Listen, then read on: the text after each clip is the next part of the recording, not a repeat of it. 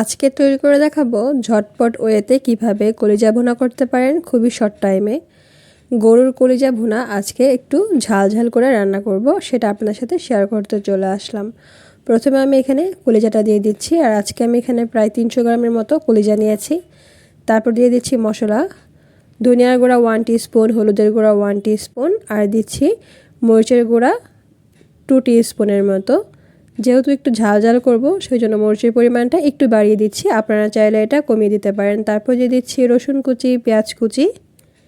আমি এটা কিউব করে কেটে নিয়েছি, আর রসুনের পরিমাণটা একটু বেশি দিলে কলিজা ভুনাটা খেতে ভালো লাগে, আর কলিজার মধ্যে যে একটা বাজে স্মেল থাকে সেটাও কিন্তু থাকে না। তারপর দিয়ে দিচ্ছি গরম মশলা, আর গরম মশলার মধ্যে হচ্ছে তেজপাতা, দারচিনি, লবঙ্গ, এলাচ, গোলমরিচ, এই সব কিছু দিয়ে আজকে আমি কলিজাটা রান্না করব। আর আজকে হাতে মাখানো কলিজা ভুনাটা করছি, আপনারা চাইলে এটা কষিয়েও করতে পারেন। তারপর দিয়ে দিচ্ছি এখানে সর্ষের তেল প্রায় 3 থেকে 4 টেবিল চামচের মতো। তারপর দিয়ে দিচ্ছি আদা রসুন বাটা, পেঁয়াজ বাটা, জিরে বাটা, সব কিছু দিয়ে দিচ্ছি 1 টেবিল চামচ করে। তারপর একটা চামচের সাহায্যে ভালোভাবে এটাকে ম্যারিনেট করে 10 মিনিটের মতো রেখে দিতে হবে। তারপর এটা চুলায় বসিয়ে দেব। আপনারা চাইলে গরুর মাংসটাও কিন্তু একই প্রসেসে রান্না করতে পারেন, তবে আজকে আমি কলিজা ভুনাটা যেভাবে করছি এভাবে করলে কলিজা ভুনাটা খেতেও ভালো লাগে, আর খুব শর্ট টাইমেই কিন্তু হয়ে যায়।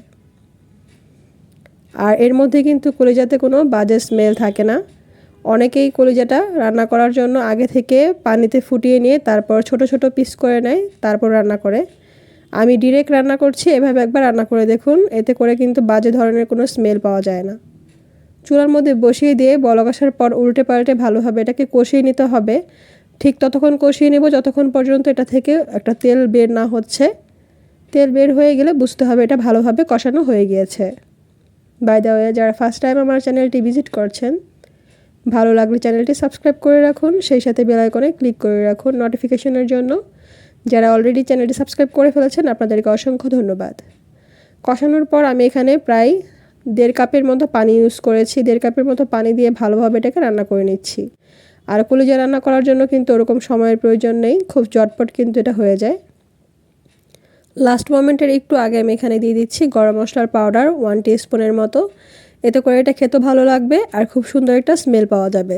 আপনারা চাইলে ভাজা জিরে গুঁড়োটাও ইউজ করতে পারেন, তবে আমি ভাজা জিরে গুঁড়োটা পছন্দ করি না, সেই জন্য সেটা স্কিপ করছি। একদম হয়ে এসেছে ভুনা ভুনা, আর 5 মিনিটের মতো রেখে আমি এটা নামিয়ে নিয়েছি। দেখতেই পেলেন খুব শর্ট টাইমে এটা হয়ে গিয়েছে। এটা হওয়ার জন্য কিন্তু ওরকম বেশি সময় প্রয়োজন নেই, মাত্র 5 থেকে 10 মিনিটের মতো রান্না করলেই কিন্তু এটা হয়ে গিয়েছে। এখন এটা গরম গরম পরিবেশন করতে পারেন রুটি, পরোটা অথবা ভাতের সাথে, চাইলে পোলাওর সাথে পরিবেশন করতে পারেন।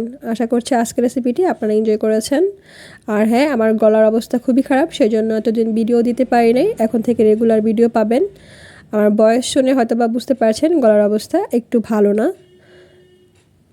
রেসিপিটি ভালো লাগলে চ্যানেলটির পাশে থাকার জন্য চ্যানেলটি সাবস্ক্রাইব করে রাখুন, আর ভালো লাগলে কমেন্টস করে জানান। আজকে এখানে বিদায় নিচ্ছি, আল্লাহ হাফেজ।